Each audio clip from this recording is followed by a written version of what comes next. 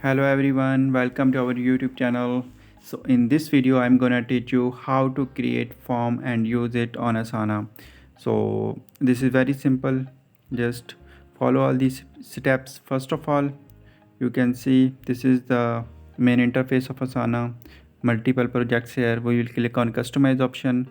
So under the customize option we will find the form option. Just click here. Now you can see this is your form. So simply you can type your name here, like I'm typing the random name here.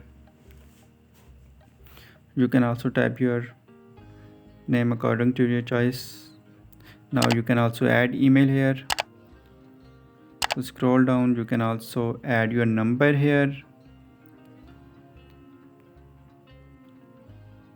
So like I am typing the random here. You can also select multi-select option.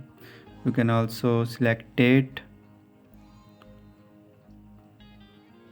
and even you can also drag another option here. So like I have added paragraph text tab here, so just naming it simply. Click on save button. So in this way you can create a form and use it on Asana.